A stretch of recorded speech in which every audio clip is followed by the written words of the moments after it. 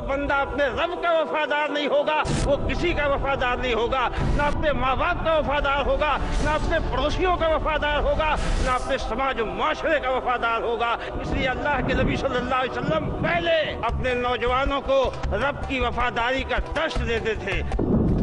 نوجوان ہے، عمر کا تقاضا ہے کہ غلطیاں کرے گا، ٹھوکریں کھائے گا، لیکن بزرگوں کا کام یہ ہے کہ ان کی غلطیوں کو سنبھالا جائے، ان کی توجیہ کی جائے، ان کی رہنمائی کی جائے کہ دنیا تیری منزل نہیں ہے اور دنیا میں اپنا دل نہ لگائیو۔ میرا جینا اور میرا مرنا، میری نمازیں، میری عبادتیں سب رب العالمین کے لیے۔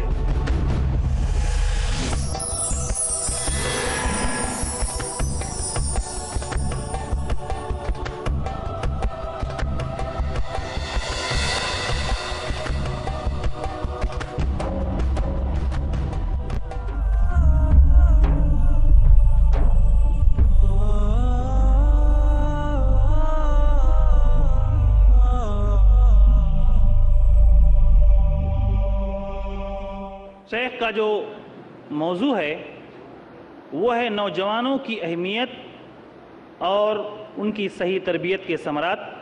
بجائے اس کے کہ اس موضوع پر میں کچھ بات کروں، علامہ اقبال کا وہ مختصر شعر پڑھ دیتا ہوں جو انہوں نے نوجوانوں کو خطاب کرتے ہوئے کہا تھا: کبھی اے نوجوان مسلم تدبر بھی کیا تو نے، وہ کیا گردوں تھا تو جس کا ہے ایک ٹوٹا ہوا تارا، تجھے اس قوم نے پالا ہے آغوش محبت میں، کچل ڈالا تھا جس نے پاؤں میں تاجے سرے دارا، گدائی میں بھی وہ اللہ والے تھے غیور اتنے کہ منعم کو گدا کے ڈر سے بخشش کا نہ تھا یارا، غرض میں کیا کہوں تجھ سے کہ وہ صحرا نشیں کیا تھے، جہاں گیرو جہاں بانو جہاں دارو جہاں آرا، گنوا دی ہم نے جو اسلاف سے میراث پائی تھی، سریا سے زمیں پر آسمان نے ہم کو دے مارا۔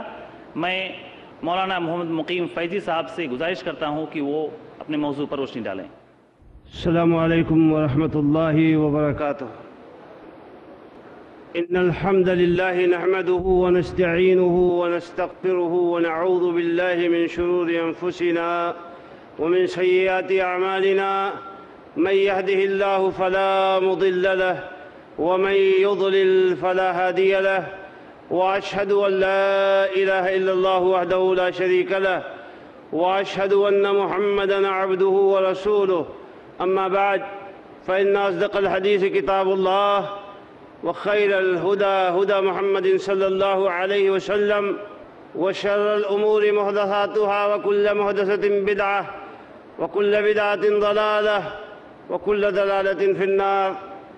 اعوذ بالله السميع العليم من الشيطان الرجيم، انہم فتیۃ آمنوا بربہم وزدناہم ہدی۔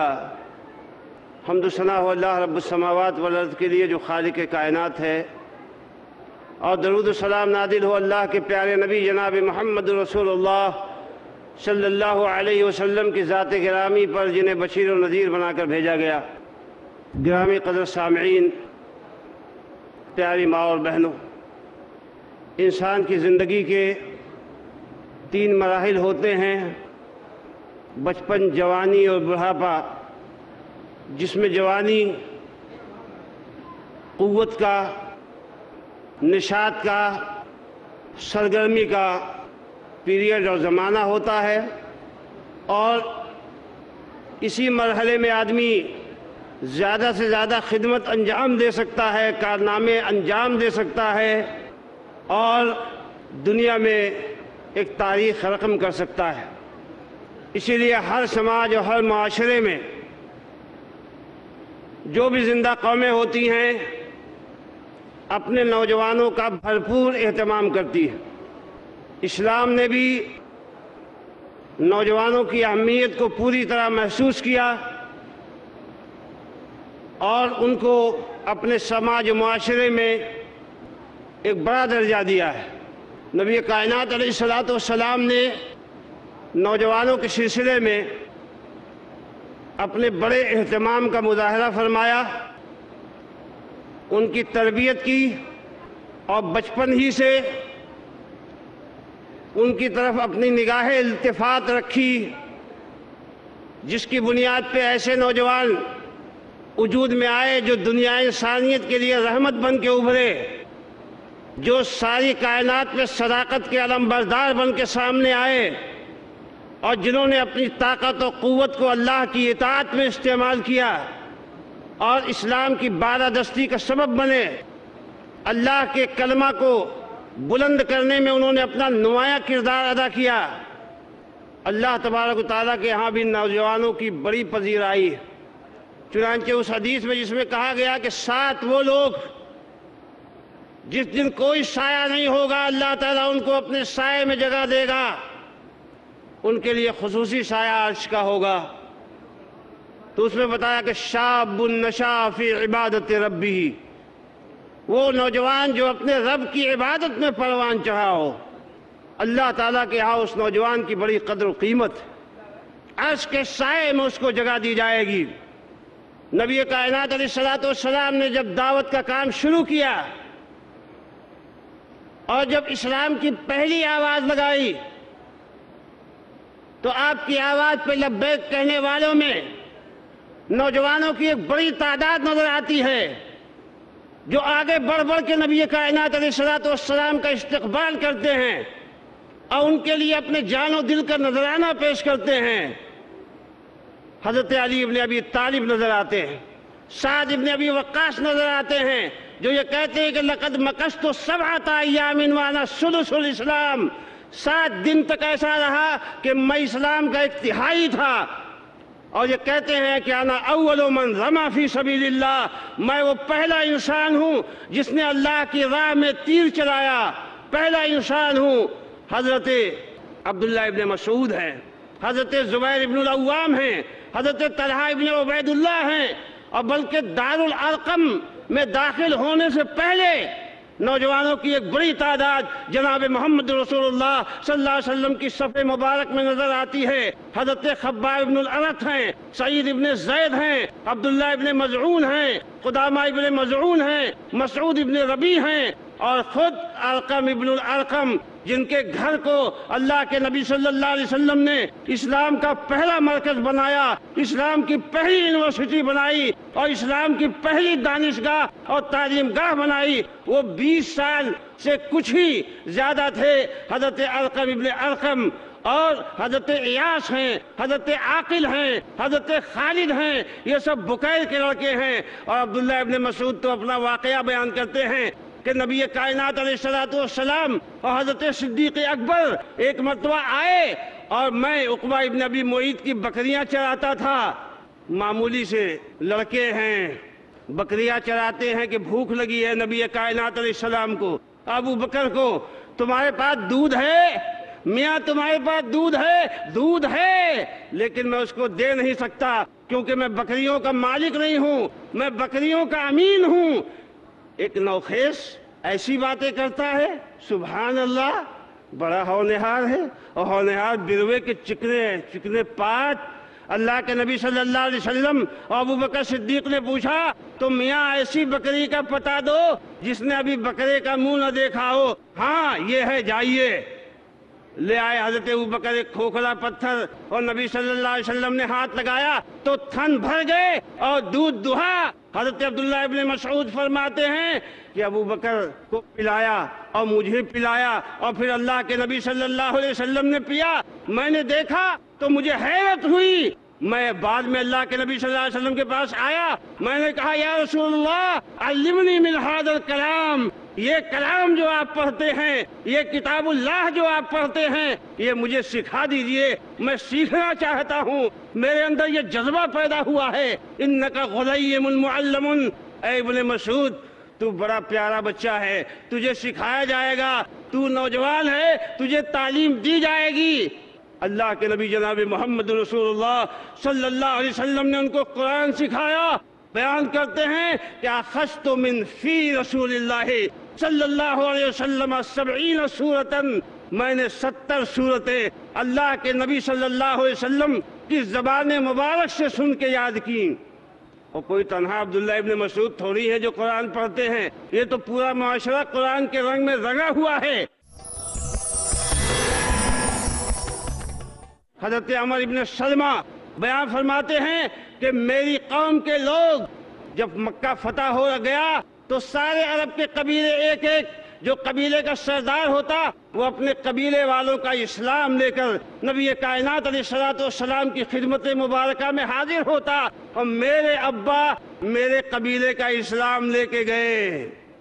پیش ہوا اسلام، اللہ کے نبی صلی اللہ علیہ وسلم نے کہا کہ اب امام کی ضرورت ہے، نماز پڑھنا پڑے گا، مسلمان ہوئے ہو۔ مسلمان کی سب سے پہلی پہچان اور کلمہ توحید کے بعد سب سے پہلا فریضہ نماز کا ہے، اور اس نماز کا اہتمام جناب محمد رسول اللہ صلی اللہ علیہ وسلم کی زندگی میں بے پناہ تھا، اور اس انسان کے اسلام کو معتبر قرار دیا ہی نہیں جاتا کہ جو اسلام لانے کے بعد نماز نہ پڑھے۔ وہ اللہ کے نبی نے فرمایا کہ تمہارا امام کون ہوگا؟ کس کو قرآن یاد ہے؟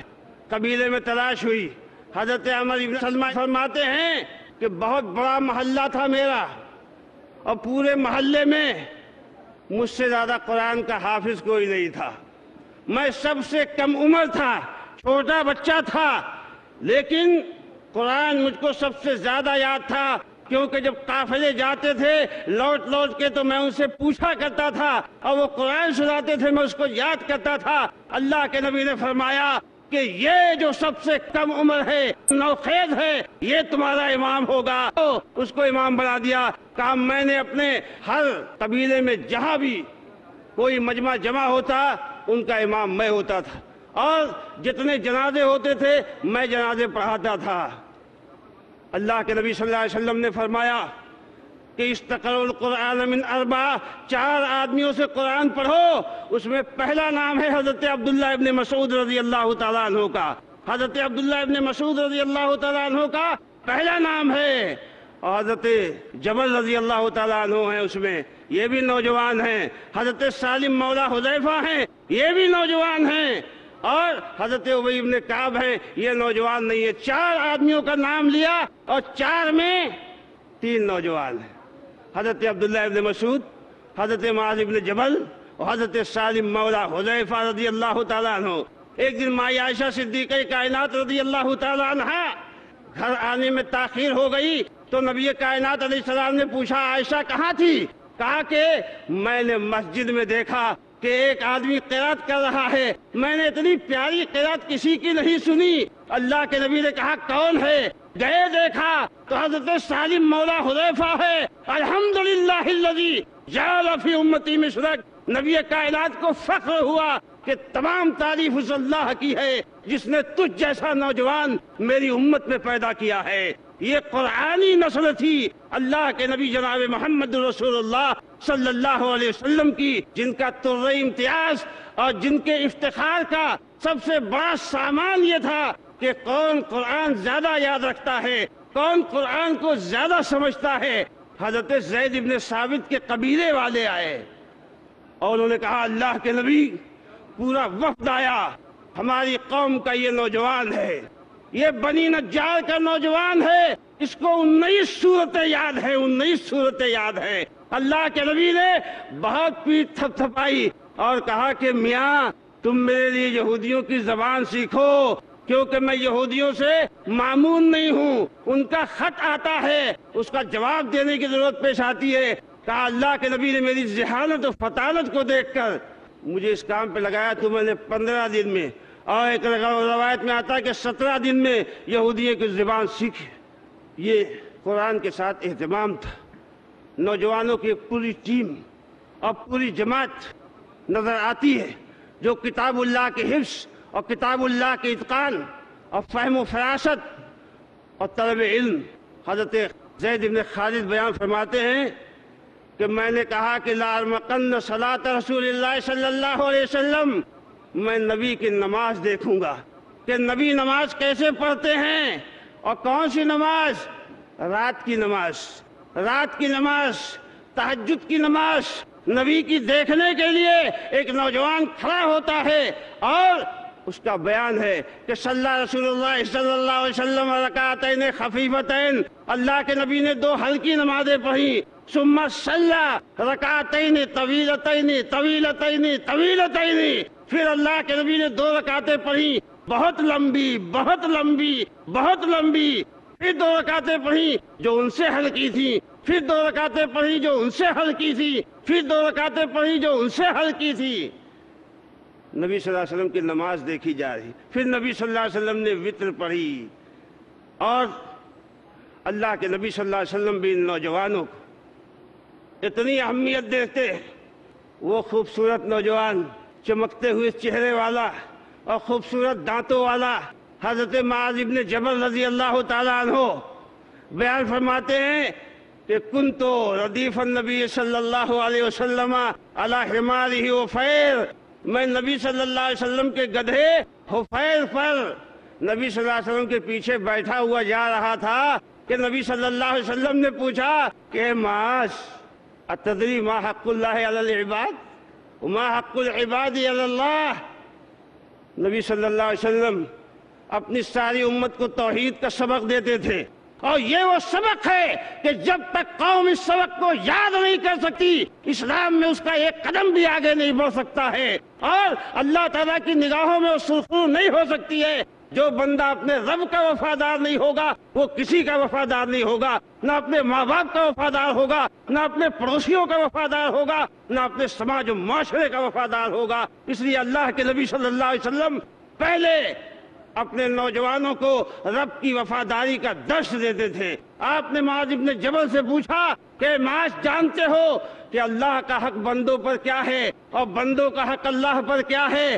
کہا اللہ کے نبی آپ بتائیے، میں تو اس کے بارے میں نہیں جانتا ہوں۔ اللہ کے نبی صلی اللہ علیہ وسلم نے بتایا، کیا بتایا؟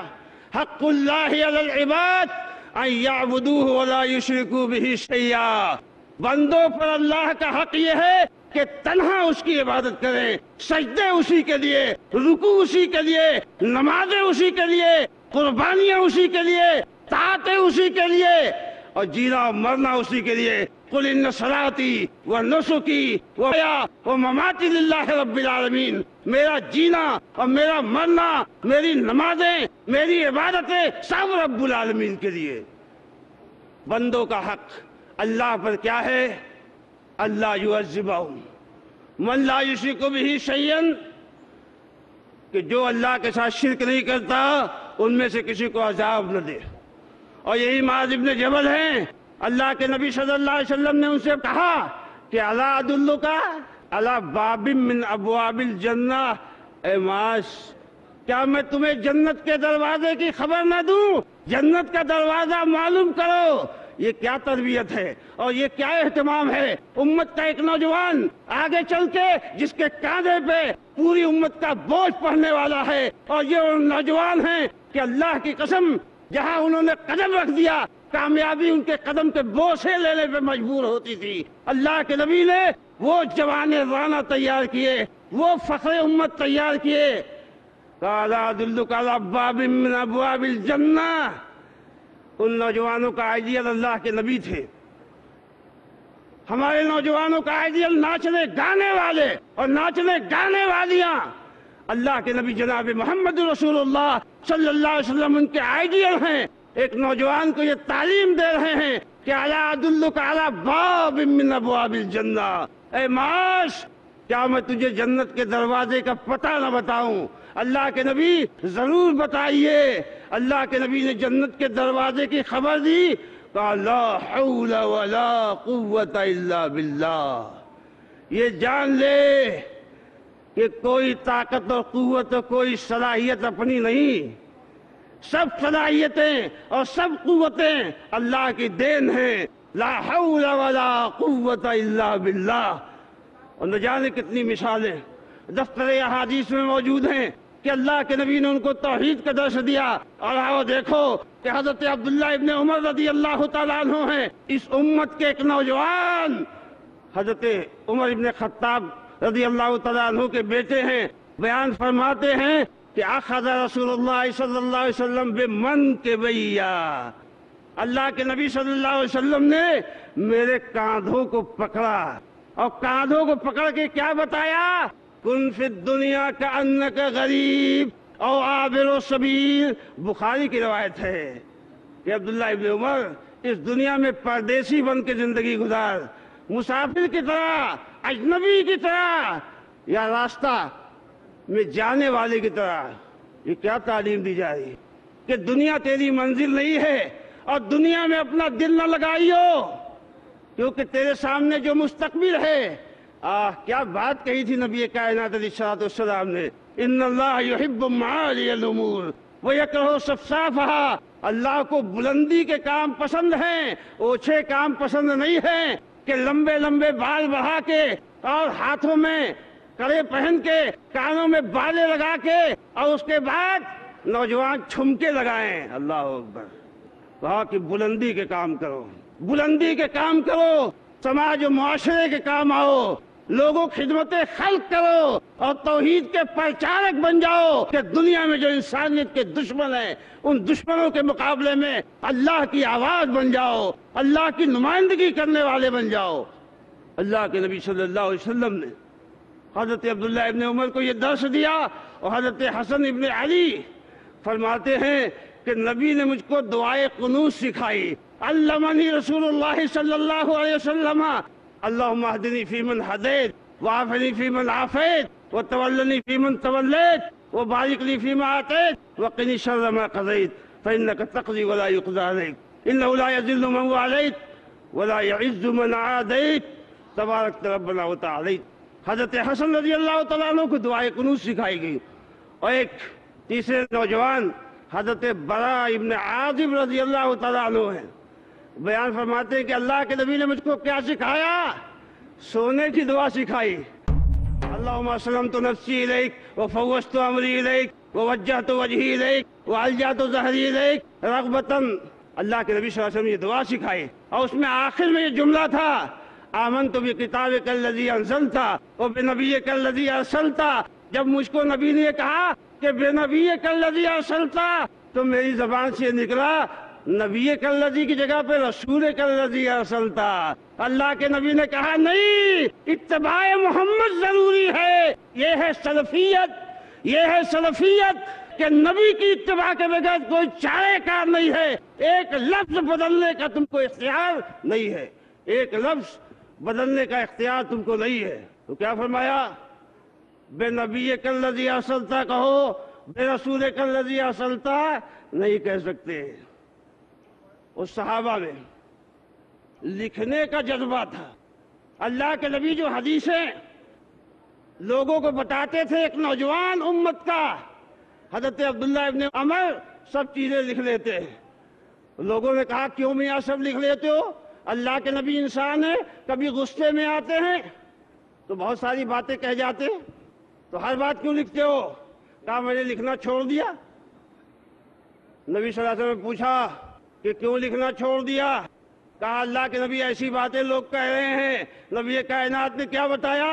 حدیثوں کا اہتمام، اور اپنی حیثیت بتائی کہ فوالذی نفسی بیدہ اکتب فوالذی نفسی بیدہ ما خرج منہ الا الحق، لکھ قسم اس ذات کی جس کے ہاتھ میں میری جان ہے۔ تو کیا سمجھتا ہے اس زبان سے کوئی بات حق کے سوا نہیں نکلتی ہے؟ نبی جو بولتے ہیں ما ینطق عن الہوی ان ہوا الا وحی یوحی، نبی جو کہتے ہیں وہ وحی سے کہتے ہیں، اپنی طرف سے کوئی بات لوگوں کو نہیں بتاتے ہیں۔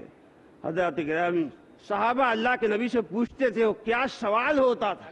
حضرت معاذ ابن جبل رضی اللہ تعالیٰ عنہ بیان فرماتے ہیں کہ میں اللہ کے نبی صلی اللہ علیہ وسلم کے قریب تھا کہ میں نے آپ سے پوچھا، کیا پوچھا؟ پوچھا کہ یا رسول اللہ اخبرنی بعمل یدخلنی الجنہ۔ ان نوجوانوں کا ٹارگٹ کیا ہے؟ ذرا ٹارگٹ تو دیکھو۔ یا رسول اللہ اخبرنی بعمل یدخلنی الجنہ، اے اللہ کے رسول مجھے کوئی ایسا کام بتائیے کہ جس سے میں جنت میں داخل ہو جاؤں، وَيُبَاعِدُنِي مِنَ النَّارِ، اور وہ مجھ کو جہنم سے دور کر دے۔ ایک لمبی حدیث اللہ کے نبی صلی اللہ علیہ وسلم نے جواب میں فرمائی۔ اور ابن عمر کہتے ہیں کہ جب مکہ فتح ہوا تو حضرت بلال اور دو آدمیوں کے ساتھ اللہ کے نبی کعبے میں گئے اور دروازہ بند کر دیا۔ میں نے بہت تیزی سے بھاگا نبی کے پیچھے، لیکن دروازہ بند ہو چکا تھا۔ جب حضرت بلال باہر آئے تو میں نے پوچھا کہ بلال نبی نے کہاں نماز پڑھی؟ بلال نبی نے کہاں نماز پڑھی؟ حضرت بلال نے فرمایا کہ بین العمودتین المقدمتین، اللہ کے نبی صلی اللہ علیہ وسلم نے اگلے ستونوں کے درمیان نماز پڑھی۔ لیکن میں یہ پوچھنا بھول گیا کہ نبی صلی اللہ علیہ وسلم نے کتنی نماز پڑھی۔ ایک نوجوان کیا کرتا ہے، یہ حضرت عبداللہ ابن عباس رضی اللہ تعالیٰ عنہ ہیں، اپنا بیان کرتے ہیں کہ میں نے اپنے ایک انصاری ساتھی سے کہا کہ صحابہ اللہ کے نبی کے موجود ہیں، آؤ چلیں ذرا مسئلے پوچھ لیں اور اللہ کے نبی صلی اللہ علیہ وسلم کی حدیثیں جمع کر لیں، لوگوں کو ہماری ضرورت پیش آئے گی۔ انصاری نے کہا میاں اتنے بڑے بڑے علماء اور اتنے بڑے بڑے صحابہ موجود ہیں، ہماری تمہاری نوخیزوں کی کیا ضرورت ہوگی؟ کہا کہ وہ تو اپنے گھر میں بیٹھ گئے، لیکن میرا عالم یہ تھا کہ میں سنتا کہ فلاں آدمی کے پاس اللہ کے نبی کی ایک حدیث ہے، تو میں جاتا اس کے دروازے میں عین دوپہر کے وقت ہوا میرے چہرے سے کھیلیاں کرتی تھی، اور یہ ہوا کیا تھی؟ عرب کے تپتے ہوئے صحراؤں کی گرم لو کے تھپیڑے تھے، تماشا لگاتی تھی ہوا، اور میں اپنی چادر اوڑھ کے اس کے دروازے پہ لیٹ جاتا تھا، اور وہ گھر میں قیلولہ کر رہے ہوتے تھے۔ ادب تو دیکھو، نبی کے دربار سے سیکھا ہوا ادب ہے کہ استاد گھر کے اندر ہے جس سے سیکھنا ہے۔ خاندان نبوت کے چشم و چراغ ہیں، لیکن دروازہ کھٹکھٹاتے نہیں، یہ نہیں کہتے کہ میاں باہر نکلو مجھے سیکھنا ہے، مسئلہ پوچھنا ہے۔ اس کے دروازے پہ چرچراتی ہوئی دھوپ میں لیٹ جاتے ہیں۔ جب وہ باہر نکلتا ہے آدمی تو گھبرا جاتا ہے کہ رسول اللہ صلی اللہ علیہ وسلم کے چچا کے بیٹے حضرت ابن عباس آئے ہیں اور میرے دروازے پہ۔ کہا حضور آپ نے حکم دیا ہوتا تو میں حاضر ہو جاتا۔ کہا نہیں، ضرورت میری ہے، مجھے آپ کے ہاں آنا ہے۔ یہ علم کا شوق تھا، اور پھر ایک زمانہ آیا کہ ابن عباس سے بڑا کوئی عالم نہیں تھا، ساری دنیا سے مسئلے آتے تھے ابن عباس کے پاس۔ ابن عباس کے شاگرد بیان کرتے ہیں کہ عبداللہ ابن عباس اور عبید اللہ ابن عباس یہ دونوں مکہ آئے تو عبداللہ ابن عباس نے لوگوں کو علم سے بھر دیا، اور عبید اللہ ابن عباس نے لوگوں کا پیٹ روٹیوں سے بھر دیا۔ ایک بھائی علم بانٹتا تھا اور دوسرا بھائی مال بانٹتا تھا۔ اللہ کے نبی صلی اللہ علیہ وسلم کے صحابہ ایسے تھے۔ اور فقاہت کا کیا کہنا؟ ایک نوجوان، حدیث میں آتا ہے کہ اللہ کے نبی صلی اللہ علیہ وسلم نے ایک سریہ بھیجا، لشکر روانہ کیا اور لوگوں کو حکم دیا کہ یہ تمہارا امیر ہے اور اس کی اطاعت و فرما برداری کرنا۔ اسلام میں امیر کی فرما برداری بہت اہمیت رکھتی ہے، اس میں تفصیل میں جانے کا موقع نہیں ہے، لیکن میں جو بتانا چاہتا ہوں کہ نبی صلی اللہ علیہ وسلم کے صحابہ اور اس میں نوجوانوں کی جماعت کتنی سمجھدار تھی، لوگ ان کو گمراہ نہیں کر سکتے تھے، راہ حق سے بھٹکا نہیں سکتے تھے۔ یہ بیدار مغز نوجوان ہوتا تھا، یہ علم و فضل و فقہ سے مالا مال انسان ہوتا تھا۔ اس آدمی کی اطاعت کا حکم دیا، وہ آدمی گیا تو غصے میں آ گیا، اس نے لوگوں کو حکم دیا کہ آگ جلاؤ، اور جن لوگوں پہ ناراض ہوا ان سے کہا کہ اس آگ میں کود جاؤ۔ کچھ لوگوں نے اپنے قدم بڑھائے کہ آگ میں کود جائیں۔ وقال الشاب منہ، مسند احمد کے الفاظ یہ ہیں کہ ایک نوجوان کھڑا ہوا اور کہنے لگا ٹھہر جاؤ ٹھہر جاؤ، جلد بازی نہ کرو، ہم نے تو اللہ کے نبی صلی اللہ علیہ وسلم کے ہاتھ پہ بیعت فرارا من النار، جہنم کی آگ سے بچنے کے لیے ہم نے نبی کے ہاتھ پہ بیعت کی تھی، اور یہاں یہ حکم دے رہے ہیں کہ آگ میں کود جاؤ، تو ہم ابھی نہیں کودیں گے۔ یہ نہیں کہا کہ نہیں کودیں گے، کہا ابھی نہیں کودیں گے، پہلے نبی سے پوچھیں گے کہ کودنا چاہیے کہ نہیں چاہیے۔ اگر نبی صلی اللہ علیہ وسلم کہہ دیں گے تو ہم آگ میں کود جائیں گے، چلو نبی کے پاس۔ جب نبی صلی اللہ علیہ وسلم کے پاس آئے اور ماجرا بیان ہوا تو اللہ کے نبی نے اصول دیا امت کو کہ انما الطاعۃ فی المعروف، کہ کسی بھی انسان کی، چاہے وہ امام ہو، چاہے وہ مقتدا ہو، چاہے عالم ہو، چاہے فاضل ہو، دنیا کی چاہے جو بھی شخصیت ہو، اس کی بات اللہ کی اطاعت میں مانی جائے گی، قرآن کی اور سنت کی اتباع میں مانی جائے گی۔ اگر قرآن اور سنت کے مخالف کوئی بات ہے تو اس کی بات نہیں مانی جائے گی۔ یہ ہے سلفیت، اتباع جس کا نام ہے۔ قرآن اور سنت کی اتباع، اور نوجوانوں میں یہ سلیقہ تھا، نوجوانوں میں یہ فہم تھی، یہ تدبر تھا، اس لیے کوئی ان کو گمراہ نہیں کر سکتا تھا، راہ حق سے بھٹکا نہیں سکتا تھا۔ لوگ کہتے ہیں کہ صحابہ میں سے کوئی بھی آدمی کوئی بات کہہ دے اس کی بات مان لی جائے گی، یہ حدیث دلیل ہے اس بات کی کہ صحابہ سے اگر خطا ہو جائے تو رجوع ہوگا اللہ اس کے رسول کی طرف، جیسے کہ یہ حدیث بتاتی ہے۔ وہ صحابی ہی تھے جنہوں نے حکم دیا کہ آگ میں کود جاؤ، لیکن یہاں سوال ہوا اللہ کے نبی صلی اللہ علیہ وسلم کی خدمت میں جا کے، اور اللہ کے نبی نے فرمایا کہ چاہے صحابی ہی ہو میرا، اگر وہ قرآن و سنت کے خلاف کوئی بات، ایسا نہیں کہ نعوذ باللہ من ذالک صحابہ جان بوجھ کے کتاب و سنت کی مخالفت کریں، حاشا و کلا، کوئی مسلمان ایسا سوچ بھی نہیں سکتا ہے، لیکن حدیث نہ ملنے کی وجہ سے، قرآن کی آیت حاضر نہ رہنے کی وجہ سے کبھی کوئی فیصلہ غلط ہو سکتا ہے۔ تم نے دیکھا نہیں کہ اللہ کے نبی صلی اللہ علیہ وسلم کی وفات کے موقع پر وہ انسان کہ جس کا راستہ چھوڑ کے شیطان بھاگ جاتا ہے، وہ اعلان کر رہا تھا کہ اگر کوئی کہے گا کہ نبی مارے گئے تو اس کی گردن مار دوں گا، اور وہ صدیق اکبر آئے اور انہوں نے قرآن پاک کی آیت سنائی، انک میت و انہم میتون وما محمد الا رسول قد خلت من قبلہ الرسل افئن مات او قتل انقلبتم علی اعقابکم۔ حضرت عمر کا بیان ہے کہ ایسا لگا کہ جیسے ابھی نازل ہوئی یہ آیتیں، کیا عمر رضی اللہ تعالیٰ عنہ نے نہیں پڑھی تھی، لیکن ذہن سے اوجھل ہو گئی، تو پتہ چلا کہ کبھی صحابی کے ذہن سے بھی اوجھل ہو سکتی ہے، کبھی امام کے ذہن سے بھی اوجھل ہو سکتی ہے، اماموں کو بھی حدیثیں نہیں مل سکتی ہیں۔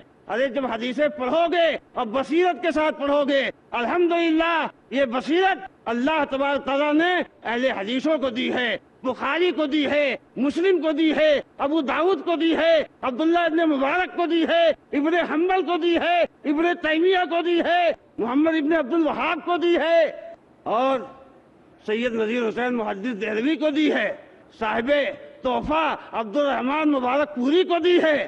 جو لوگ حدیثوں کا شغف رکھتے ہیں، اللہ کا فضل ہے کہ ان کے ہاں یہ فقاہت، ان کے ہاں یہ بصیرت موجود ہے کہ کہاں کس کی بات کتنی ماننی چاہیے، اور یہ ضرورت نوجوانوں کو بہت زیادہ ہے۔ نوجوان اپنے آپ کو قرآن اور سنت سے جوڑے، اللہ کے نبی صلی اللہ علیہ وسلم کی احادیث مبارکہ سے جوڑے۔ اور میرے بھائیوں، اللہ کے نبی نے نوجوانوں کا بڑا اہتمام فرمایا، چاہے وہ عبادت کا میدان ہو، چاہے وہ اپنی صلاحیتوں کو بڑھانے کا میدان ہو۔ کتنا اہتمام ہے نبی صلی اللہ علیہ وسلم۔ ایک نوجوان اس کا باپ بھیجتا ہے کہ جاؤ اللہ کے نبی کو دعوت دے آؤ، اللہ کے نبی یہ نہیں کہتے کہ تمہارے ابا کیوں نہیں آئے، فوراً کھڑے ہو جاتے ہیں۔ کئی صحابہ سے دلیل موجود ہے کہ اللہ کے نبی صلی اللہ علیہ وسلم کو دعوت دینے گئے، فوراً چلے آئے، اور اللہ کے نبی جناب محمد رسول اللہ صلی اللہ علیہ وسلم کو بڑے بڑے کام دیتے تھے، بڑے بڑے کام۔ حضرت اسامہ ابن زید رضی اللہ تعالیٰ عنہ کو سپہ سالار لشکر بنایا، اور جب انہوں نے حملہ کیا تو ایک آدمی کو قتل کر دیا لا الہ الا اللہ کہنے کے باوجود۔ جب اللہ کے نبی کی خدمت میں آئے تو اللہ کے نبی صلی اللہ علیہ وسلم کو جب خبر معلوم ہوئی تو کہا قتلتہ بعد ان قال لا الہ الا اللہ، اقتلتہ بعد ان قال لا الہ الا اللہ، اقتلتہ بعد ان قال لا الہ الا اللہ۔ لا الہ الا اللہ کہنے کے باوجود اس کو مار دیا، لا الہ الا اللہ کہنے کے باوجود اس کو مار دیا۔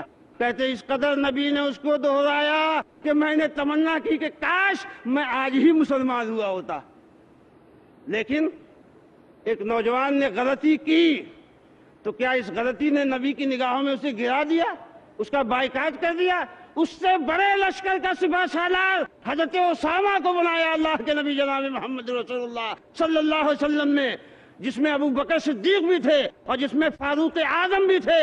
نوجوان ہے، عمر کا تقاضا ہے کہ غلطیاں کرے گا، ٹھوکریں کھائے گا، لیکن بزرگوں کا کام یہ ہے کہ ان کی غلطیوں کو سنبھالا جائے، ان کی توجیہ کی جائے، ان کی رہنمائی کی جائے، اور ان کے دل میں کانفیڈنس اور اعتماد پیدا کیا جائے، خود اعتمادی کے ساتھ جینے کا حوصلہ دیا جائے۔ اللہ کے نبی تشجیع فرماتے ہیں، کیا فرماتے ہیں کہ ارحم امتی بامتی ابو بکر واشدہم فی اللہ عمر واصدقہم حیاء عثمان۔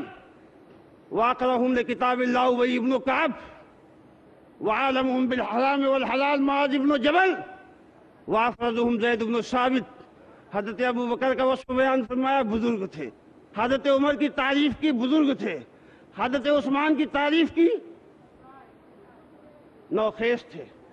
اور حضرت معاذ بن جبل رضی اللہ تعالیٰ عنہ کی تعریف کی، یہ بالکل نوجوان ہے۔ فرمایا کہ امت میں سب سے زیادہ حلال و حرام کو جاننے والا کون؟ معاذ بن جبل ہے، معاذ بن جبل۔ اور سب سے زیادہ فرائض کا علم رکھنے والے کون؟ زید بن ثابت۔ زید بن ثابت اللہ کے نبی صلی اللہ علیہ وسلم نے کتنا ان کے دل و دماغ میں کانفیڈنس پیدا کیا اور کتنا اعتماد پیدا کیا کہ جہاں گئے میدان ان کے ہاتھ، جہاں گئے وہاں پالا مار لیا اور کامیابی ان کے قدم چومتی تھی۔ ان نوجوانوں کو اللہ کے نبی صلی اللہ علیہ وسلم نے حوصلہ دیا، اللہ کے نبی صلی اللہ علیہ وسلم نے ان کی حوصلہ افزائی کی۔ حضرات گرامی، اللہ کے نبی صلی اللہ علیہ وسلم کے صحابی حضرت عبداللہ ابن عمر رضی اللہ تعالیٰ عنہ، طاؤس ان کے بارے میں بتاتے ہیں کہ ان سے زیادہ پرہیزگار میں نے اپنی نگاہوں میں کسی کو نہیں دیکھا، اور حضرت عبداللہ ابن عباس سے زیادہ اللہ کے حرمتوں کی تعظیم کرنے والا کوئی نہیں رہتا۔ اور اللہ سے ڈرنے والے کتنے ہیں؟ حضرت انس کا بیان ہے کہ اللہ کے نبی صلی اللہ علیہ وسلم ایک نوجوان کی عیادت کرنے گئے۔ نوجوانوں کی عیادت کرنے اللہ کے نبی صلی اللہ علیہ وسلم جاتے ہیں۔ کہا کہ عیادت کرنے گئے تو اس نوجوان سے پوچھا کہ کیف تجدک، تیرا حال کیا ہے؟ کہا اللہ کے نبی انی ارجو اللہ واخاف ذنوبی، اے اللہ کے نبی میں اللہ کا امیدوار ہوں، اس کی رحمتوں کا امیدوار ہوں، اور اپنے گناہوں کے بارے میں اللہ سے ڈرتا ہوں۔ اللہ کے نبی نے فرمایا کہ یہ دو چیزیں جس کے اندر جمع ہو جائیں گی، اللہ تبارک و تعالیٰ اس مقام پہ اس کو امن دے گا جو خوف کا مقام ہوگا۔ امام ترمذی نے اس کو روایت کیا ہے۔ اسی طریقے سے دعوت کی بڑی بڑی ذمہ داریاں اور اسلام کی نصرت و تائید، سبحان اللہ، اسلام کی نصرت و تائید، سب سے پہلا ہجرت، اللہ کے نبی کا گھر گھیرے ہوئے لوگ کھڑے ہیں، نبی کائنات علیہ السلام کا گھر گھیرے ہوئے لوگ کھڑے ہیں کہ قتل کر دیں گے، آپ نکل رہے ہیں، لیکن کس کو اپنے بستر پہ لٹایا ہے؟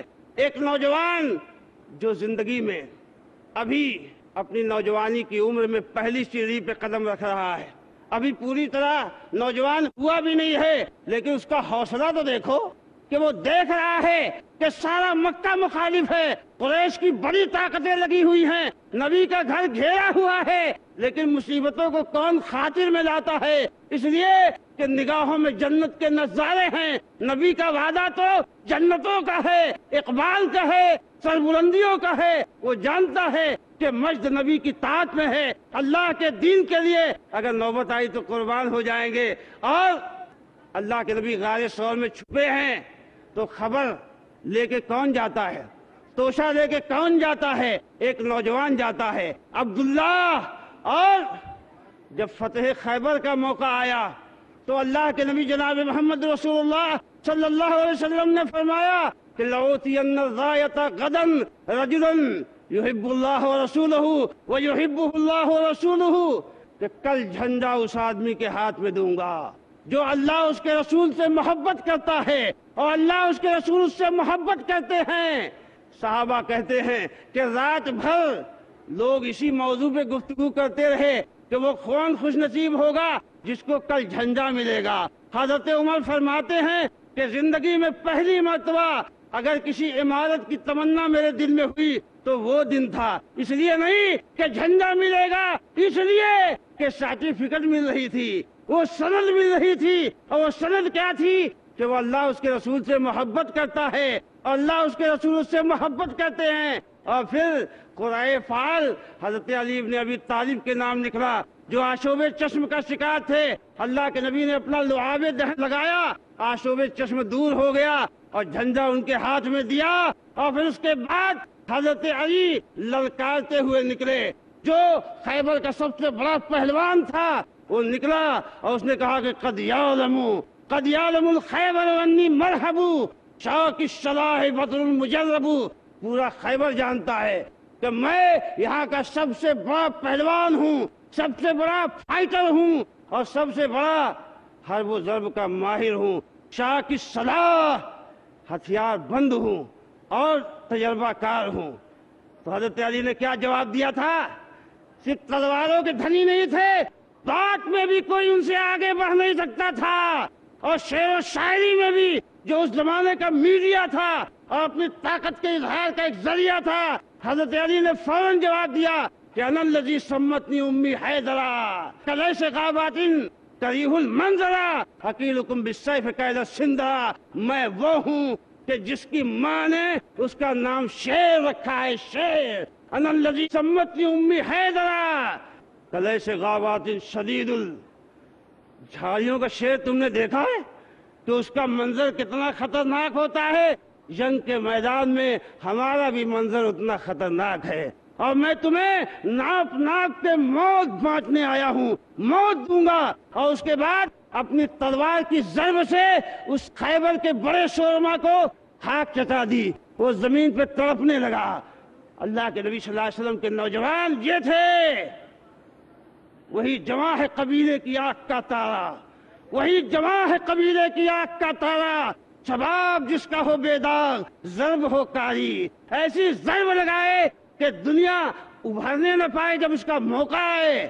لیکن خدمت خلق میں بھی نبی کے صحابہ کسی سے پوچھے نہیں ہیں، ایک آدمی کا جنازہ اٹھ رہا ہے، نبی صلی اللہ علیہ وسلم کہتے ہیں کہ تم لوگ جنازہ پڑھ لو، یہ قرض دار ہے، میں اس کا جنازہ نہیں پڑھوں گا۔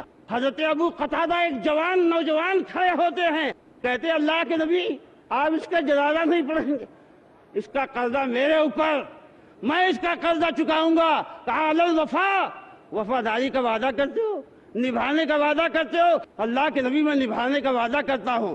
نبی گئے، اس کی جنازہ کی نماز پڑھی۔ نبی صلی اللہ علیہ وسلم نے ایسے نوجوانوں کی ٹیم تیار جو عبادت میں اپنا مقام رکھتے، جو علم میں اور فضل میں دنیا میں بے مثال ہیں، اور جو خدمت خلق میں دنیا ان کی نظیر پیش کرنے سے قاصر ہے، اور جو دین کی فہم و سمجھ میں سب سے بالا تر ہیں۔ اسی لیے تو حضرت عبداللہ ابن مسعود نے کہا تھا کہ من کان منکم مستنن فلیستن بمن قد مات، کہ اگر کسی کی اتباعی کرنی ہے، پیروی ہی کرنی ہے، تو صحابہ کی پیروی کرو۔ کیوں؟ اس لیے کہ ابر هذه الامه قلوبا وعامقهم علما واقلهم تکلفا، کہ یہ ان کا تقوی سب سے بڑا ہے، ان کا علم سب سے بڑا ہے، اور ان کے ہاں کوئی تکلف نہیں پایا جاتا ہے۔ تو حضرات گرامی، آج معاشرے کو انہی نوجوانوں کی ضرورت ہے جو دنیا میں اٹھیں اور یہ کہیں کہ ہم دنیا میں انسانیت کی بالادستی چاہتے ہیں، ہم اسلام کا بول بالا چاہتے ہیں، ہم دنیا کے خدمتگار ہیں۔ اور آپ کو یاد نہیں، وہ محمد ابن قاسم جب یہاں آیا تھا اور جب ہندوستان سے واپس گیا، 17 سالہ نوجوان، تو لوگ اس کی پوجا کرتے تھے۔ ہم یہ نہیں چاہتے کہ لوگ کسی کی پوجا کریں، لیکن یہ اس کا اخلاق تھا، یہ اس کا کردار تھا کہ وہ تلوار لے کر آیا تھا، لیکن اس کے اخلاق و کردار کی اتنی چھاپ پڑی کہ ساری دنیا اور پورا ہندوستان اس کا گرویدہ تھا۔ آج ایسے نوجوانوں کی ضرورت ہے، ایسے نوجوان مردوں کی ضرورت ہے، ایسے نوجوان عورتوں کی ضرورت ہے۔ اللہ سے دعا ہے کہ اللہ ہمارے نوجوانوں میں صالحیت پیدا کرے، ان کے اندر عقیدہ توحید کی اللہ تبارک تعالیٰ گرمی پیدا فرمائے، اور اللہ تبارک تعالیٰ ان کو اتباع کتاب و سنت کی توفیق عطا فرمائے، اور دنیا میں خدمت انسانیت کا علم بردار بنائے۔ اقول قولی ھذا واستغفر اللہ لی ولکم ولسائر المسلمین من کل ذنب وصلی اللہ تعالی نبینا محمد۔ السلام علیکم۔ پہلا سوال ایک نوجوان کا ہے، ابو طیب فیض الرحمان مرشد آبادی جو بنگال کے ہیں، پوچھتے ہیں عرش کے سائے میں جگہ پانے والے نوجوان جو اللہ کی عبادت میں بسر کرتے ہیں، سوال یہ ہے کہ کتنے سال تک ایک انسان نوجوان رہتا ہے؟ الحمدللہ رب العالمین وبہ استعین۔ محترم حضرات، نوجوانی کی عمر میں تمام ماہرین بہت مختلف، کسی کا متفقہ فیصلہ نہیں ہے کہ فلاں عمر کو نوجوانی کہا جا سکتا ہے۔ عام طور سے جس آخری حد تک جس میں پہنچے ہیں وہ مرحلہ 25 یا زیادہ سے زیادہ 30 سال تک ہوتا ہے، جس کو یہ کہا جا سکتا ہے کہ یہ نوجوانی کی عمر ہے۔ خاص طور سے 25 سال کو زیادہ لوگوں نے مانا ہے کہ 25 سال تک یہ نوجوانی کا مرحلہ ہوتا ہے۔ پھر اس سے آگے جو ہماری اپنی تقسیم ہے اس میں جوانی کا، یعنی 25 سے 30 سال تک، 32 سال تک آدمی نوجوانی یا جوانی کی عمر میں رہتا ہے، شاب رہتا ہے، اور پھر اس کے بعد جو ہے کہول ہو جاتا ہے۔ کہل عربی میں لفظ آتا ہے، تو یعنی جس کو ادھیڑ عمر ہم کہتے ہیں، اور پھر اس کے بعد بڑھاپے مرحلہ آتا ہے۔ یہاں تک پہنچا ہوں۔ جزاک اللہ خیر۔ یہ سوال ایک بہن کا ہے، سندس ذیشان، پوچھتی ہیں کہ آپ نے زیادہ تر جتنے بھی واقعات بیان کیے وہ مرد نوجوانوں کے بارے میں بیان کیا، عورتوں کا کیا رول تھا اور کیا ہونا چاہیے؟ میں اسی جگہ میدان میں اس سے پہلے عورتوں پر ہی بیان کر کے جا چکا ہوں، اس لیے میں نے آج اس مسئلے کو چھیڑا نہیں۔ اور دوسری بات یہ ہے کہ الحمدللہ میں نے بتایا تھا کہ جس طریقے سے مردوں میں بھی میں نے بتایا کہ یہاں حافظ قرآن موجود ہے، علم و فضل کی طلب کرنے والے موجود ہیں، اللہ کے نبی سے سوال کرنے والے موجود ہیں، دین کی خدمت میں اپنا جذبہ رکھنے والے موجود ہیں، ایسے میں نے تفصیل کے ساتھ بتایا تھا کہ خواتین میں کس قدر عالمائیں اور کس قدر قرآن کو حفظ کرنے والیاں اور جذبہ جہاد رکھنے والیاں اور نصرت دین میں اپنا کردار ادا کرنے والیاں تھیں۔ اسلام کا خطاب دونوں سے ہے، مردوں سے بھی ہے، عورتوں سے بھی ہے۔ الحمدللہ عورتیں بھی اس میدان میں مردوں سے کسی طرح پیچھے نہیں تھیں۔ حضرت حفصہ ہیں، حضرت عائشہ ہیں، حضرت اسماء ہیں، اور بھی بہت ساری صحابیات ہیں جو نوجوان تھیں اور جنہوں نے دین کی بڑی خدمت انجام دی۔ جزاک اللہ خیر۔ یہ سوال فیض الرحمان بن اسماعیل شمشیر کا ہے، کیا ایسے سرکاری مدرسے میں ملازمت کی جا سکتی ہے جہاں قرآن و سنت کے مطابق عمل کرنا ممکن نہ ہو اور جہاں پہ حدیثوں کا اور سنتوں کا مذاق اڑایا جاتا ہو؟ دیکھیے، یہ بالکل واضح ہے کہ ایک مسلمان کو اللہ تبارک و تعالیٰ کا پابند ہونا ہے، اور مسلمان آزاد نہیں ہے کہ وہ جو چاہے وہ کرتا پھرے۔ تو جہاں پر ایسی صورتحال ہو دین پر عمل کرنا کسی طرح سے ممکن نہ ہو، یا لوگ دین کا مذاق اڑاتے ہوں، تو ایسی جگہ پہ کام کرنا درست نہیں ہوگا، کیونکہ آدمی کا سب سے عزیز چیز جو انسان کے اندر ہوتی ہے اس کا دین ہے۔ اب اگر کوئی مشکلات ایسی آتی ہیں کہ جان لیجئے کہ جہاں آدمی کو افضل سے گریز کرنا پڑے، مثال کے طور پہ جیسے مان لیجئے کہ ظہر کا وقت 1 بجے ہو جاتا ہے، لیکن کسی جگہ بھی یہ پابندی ہے کہ 1 بجے نماز نہیں پڑھ سکتے، تو آپ 2 بجے تک گنجائش رہتی، 2:30 بجے تک وہاں 2-2:30 بجے پڑھ سکتے ہیں، تو یہاں کسی طرح سے گنجائش نکل سکتی ہے۔ لیکن جہاں یہ ہو کہ بالکل نماز ہی آپ نہیں پڑھ سکتے ہیں، اپنے دین پر عمل ہی نہیں کر سکتے ہیں، تو وہاں پر کام کرنا ایک مسلمان کے لیے درست اور جائز نہیں ہو۔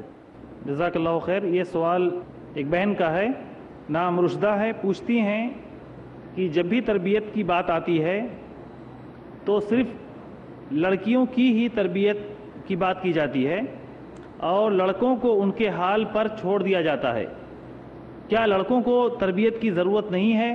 لڑکے ہوں یا لڑکیاں، سب کو صحیح تربیت کی ضرورت ہے۔ اگر وہ صحیح تربیت ان کی جائے تو ہماری قوم کا بہت بڑا، ہماری ملت کا سرمایہ ہے، اور مستقبل انہی کے کاندھوں پر ہے۔ تو عورتوں کی اپنی ذمہ داریاں ہیں جو زیادہ تر گھر کے اندر ہیں، بچوں کی تربیت کرنا، ان کو اچھا انسان بنانا، ان کو حضرت علی اور حضرت طلحہ اور حضرت زبیر جیسا انسان بنانے کی کوشش کرنا، یہ ایک عورت کی ذمہ داری ہے۔ اور معاشرے میں جو مضبوطی کے کام ہیں ان کا کرنا زیادہ تر مردوں کی ذمہ داری ہے، تو دونوں تربیت کے محتاج ہیں۔ جزاک اللہ۔ یہ سوال طاہا محفوظ کا ہے، اور اسی سے ملتا جلتا ایک اور بھائی نے بھی سوال بھیجا ہے کہ قرآن میں جو اولو الامر کے اطاعت کی بات کی گئی ہے اس سے کیا مراد ہے، کیونکہ بعض لوگ کہتے ہیں کہ اس سے ائمہ مراد ہیں، امام مراد ہیں، جن کو فالو کرنا، جن کی اتباع ضروری ہے۔ دیکھیے، یقیناً اس موضوع پر علماء کرام نے بہت بحثیں کی ہے، لیکن اس میں اصل مراد تو اس سے حاکم اور امیر لوگ ہیں جو مسلمانوں کے خلیفہ و بادشاہ ہوتے ہیں، لیکن علماء کو بھی اس میں شامل کیا گیا ہے، کیونکہ اسلامی قانون کے سب سے زیادہ ماہر یہی لوگ ہوتے ہیں۔ لیکن جیسے کہ ہم نے پہلے ہی بتایا، ایک مثال دی کہ اللہ کے نبی صلی اللہ علیہ وسلم نے فرمایا ہے کہ لا طاعۃ لمخلوق فی معصیۃ الخالق، کہ مخلوق کی اطاعت اللہ کی نافرمانی میں جائز نہیں ہے۔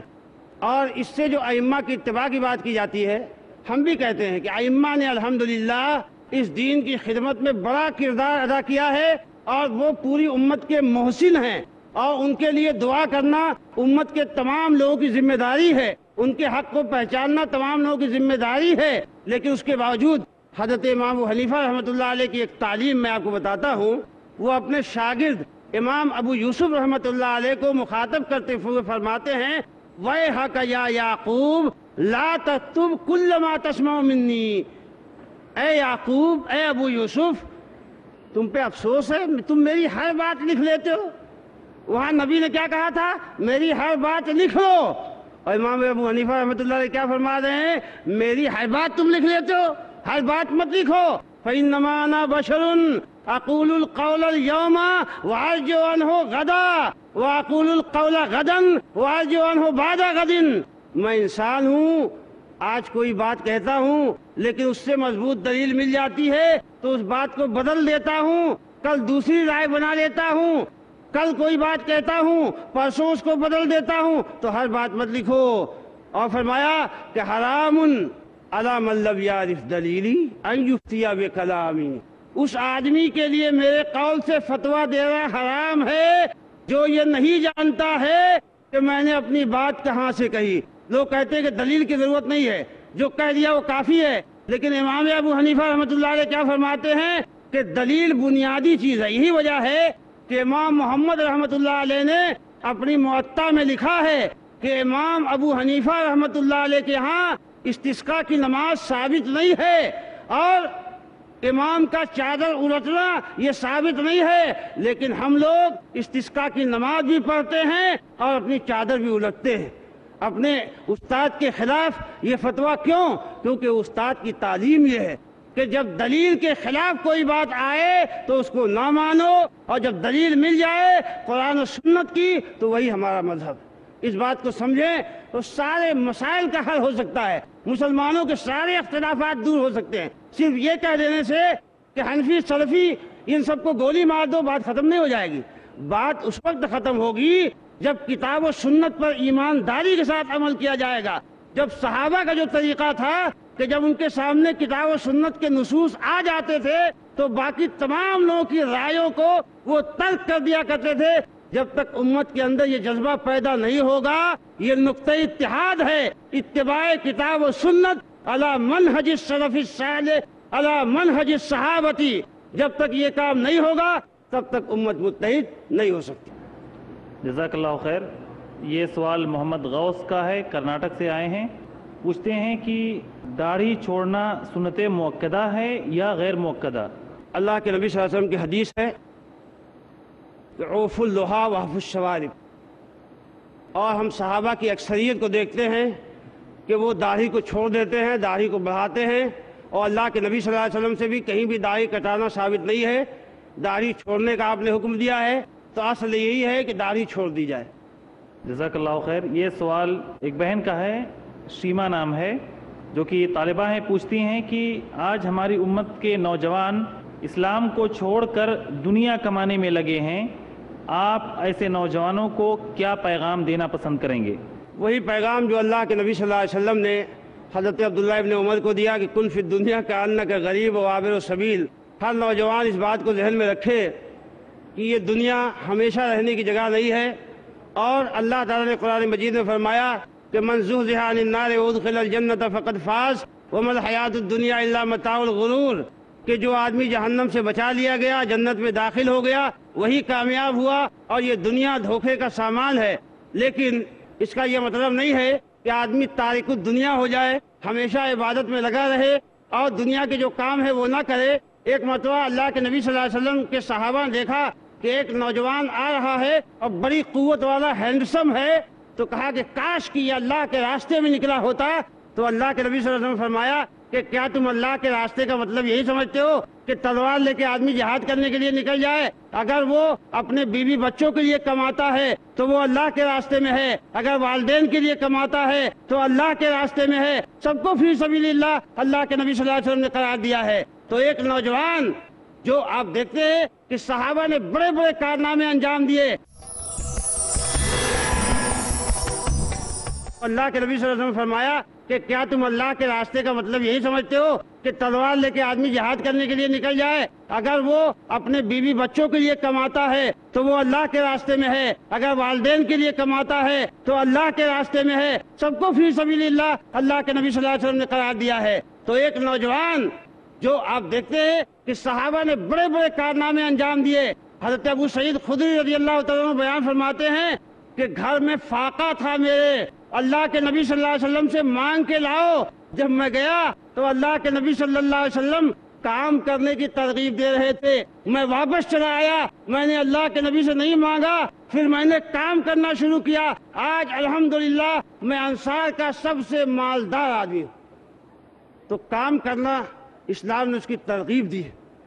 میں آپ کو بتاتا ہوں, حضرت عبد الرحمن ابن عوف جب مدینہ آئے تو اللہ کے نبی صلی اللہ علیہ وسلم نے سعد کو ان کا بھائی بنایا اور سعد لے گئے. انہوں نے کہا کہ میرا آدھا مال تمہارا, اگر میرے پاس 2 بیویاں ہیں کہو تو ایک کو طلاق دیتا ہوں, تم شادی کر لو.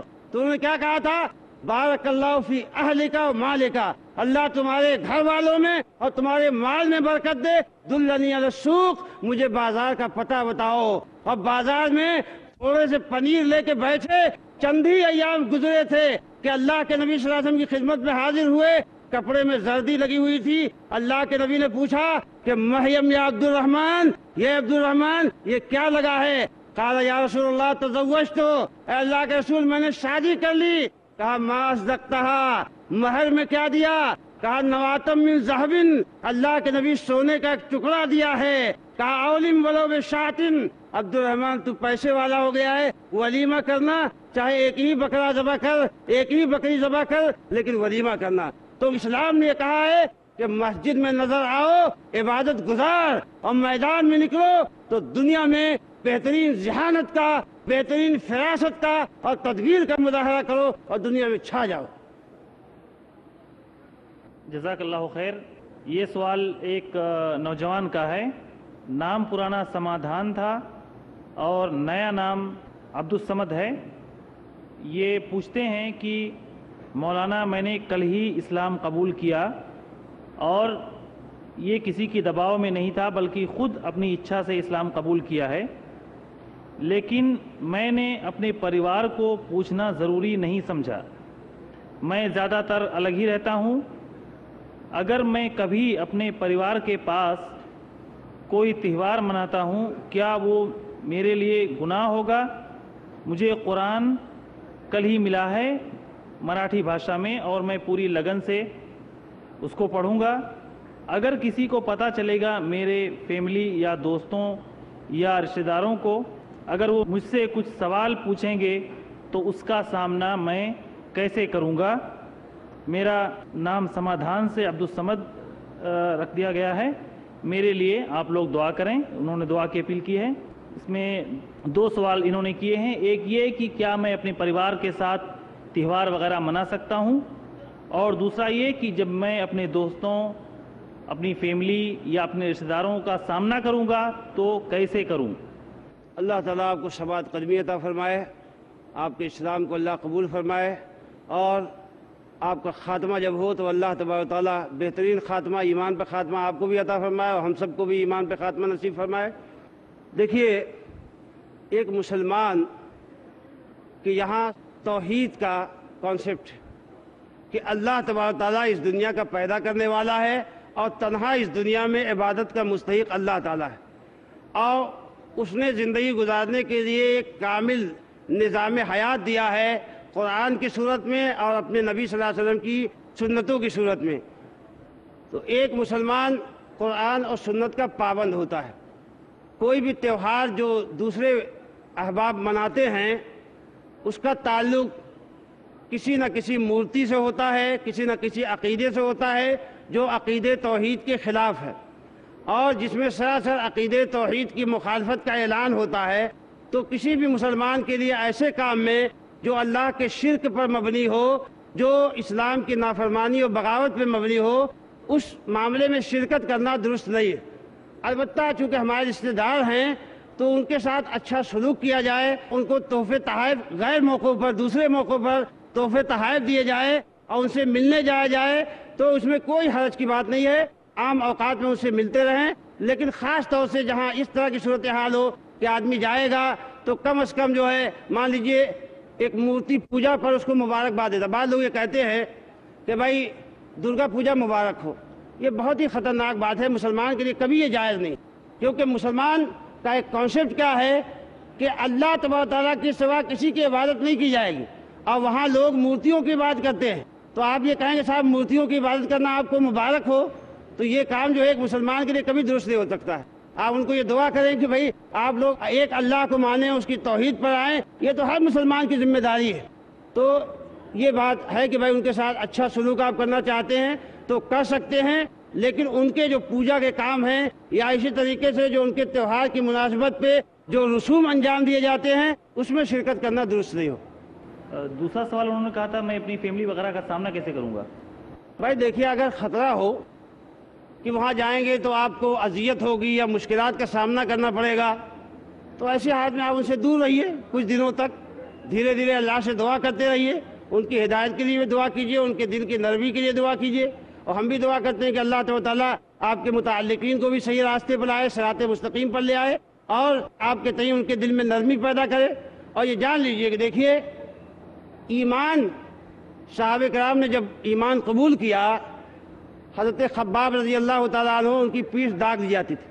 اللہ کے نبی صلی اللہ علیہ وسلم کی خدمت میں آئے کہ آپ ہمارے لیے دعا کر دیجئے، کتنی مصیبت ہے، پیٹھ داغ دی جاتی ہے، پتھر رکھ کے اس پہ لوگ اچھلتے ہیں اور طرح طرح کی تکلیفیں دی جاتی ہیں، تو اللہ کے نبی صلی اللہ علیہ وسلم فرمایا وَلَكِنَّكُمْ تَسْتَعْجِلُونَ، تم لوگ جلد باز لوگ ہو۔ پچھلی امتوں میں ایسا ہوتا تھا کہ سر پہ آرے رکھ کے چیر دیے جاتے تھے، جسم پہ کنگھا لگا کے اس کا گوشت نوچ لیا جاتا تھا، لیکن یہ چیز کو اللہ سے برگشتہ نہیں کرتی تھی۔ تو مشقتیں کچھ اللہ تعالیٰ آپ کو اس سے محفوظ رکھے، آ سکتی ہیں، اس میں صبر کرنا یہ باعث ثواب ہے۔ اللہ کے نبی کو بھی پتھر کھانا پڑا، گالیاں سننی پڑی، مار کھانی پڑی، سماجی بائیکاٹ سہنا پڑا، تو اس طرح کے حالات آئیں گے، لیکن اگر آپ جمے رہیں گے تو انشاءاللہ اللہ تعالیٰ آپ کو سرخرو کر دے گا، اپنے انعامات سے آپ کو نوازے گا۔ میری دلی دعا ہے کہ اللہ تعالیٰ ہر قدم پہ آپ کی مدد فرمائے۔ جزاک اللہ خیر۔ یہ سوال ایک بہن کا ہے، نام یہ اپنا مختصر ذکر کرتی ہیں HQ، پوچھتی ہیں آپ نے اپنی تقریر میں جو بھی مثال بیان کی ہے اس سے یہ ظاہر ہوتا ہے کہ تربیت بچپن ہی سے کی جاتی ہے، لیکن آج ہمارے معاشرے میں بچوں کو پہلے خوب چھوٹ دی جاتی ہے، مگر جب وہ ہاتھ سے نکل جاتے ہیں تو تربیت کی جاتی ہے، تربیت کی کوشش کی جاتی ہے، اس بات کا کیا حل ہے؟ دیکھیے، چونکہ میرا موضوع تھا نوجوان اور مختصر سا وقت تھا 50 منٹ کا، میں نوجوانوں ہی پہ پوری باتیں نہیں کر سکا۔ اگر بچوں کی طرف چلا جاتا تو ظاہر سی بات ہے وقت اس کے لیے فصیح نہیں تھا، موقع نہیں تھا، لیکن ایک بات یہ ہے کہ ظاہر سی بات ہے بنیاد تو بچپن ہی سے پڑتی ہے، بلکہ بچے کے پیدا ہونے سے پہلے اسلام نے تربیت کے اہتمام کرنے کا حکم دیا ہے کہ اچھی نیک صالح عورت سے شادی کی جائے، مرد بھی نوجوان بھی نیک و صالح ہو جس سے شادی کی جائے، اور پھر اس کے بعد دونوں اللہ کی اطاعت پہ ملیں۔ پہلی مرتبہ جب ان کی ملاقات ہو تو نماز سے ان کا کام شروع ہو اور پھر ان کی زندگی شروع ہو، اور پھر اس کے بعد جب بھی ان کا آپس میں ملاپ ہو تو دعا کے ساتھ ملاپ ہو، اللہم جنبنا الشیطان وجنب الشیطان ما رزقتنا، تو جو بچہ پیدا ہوگا وہ شیطان کے شر سے محفوظ رہے گا، اور پھر اس کے بعد پیدا ہو جائے تو اس کا اچھا نام رکھا جائے، اس کا عقیقہ کیا جائے اور اس کی تعلیم و تربیت کا انتظام کیا جائے۔ 7 سال کا ہو جائے تو نماز پڑھنے کا حکم دیا جائے، 10 سال کا ہو جائے نماز نہ پڑھے تو اس کو مارا جائے۔ تو یہ تمام تعلیمات موجود ہیں، اور یہ بہن نے جو بات کہی ہے وہ بڑی مارکے کی بات ہے کہ لوگ بچپن میں توجہ نہیں دیتے ہیں۔ ایک صاحب سے میں نے پوچھا کہ صاحب آپ کا بچہ کانوینٹ میں پڑھتا ہے، آپ اس کو قرآن کی تعلیم دیتے ہیں؟ تو انہوں نے کہا مولوی صاحب بچہ صبح اٹھتا ہے، ناشتہ کر کے اسکول بھاگتا ہے، پھر آتا ہے تھوڑی دیر آرام کر کے ٹیوشن میں بیٹھ جاتا ہے، پھر ٹیوشن پڑھتا ہے، اور پھر اس کے بعد بچہ اسٹڈی کرتا ہے، اس کو قرآن پڑھنے کا موقع کہاں ہے؟ تو جب اس طرح کے ماں باپ ہوں گے جن کو قرآن کی کوئی اہمیت نہیں ہوگی تو کیا نتیجہ نکلے گا؟ ابھی ایک اخبار میں آیا تھا کہ ایک IPS آفیسر نے اپنی ماں کو پیٹا، اس کو لہو لہان کر دیا، مسلمان تھا۔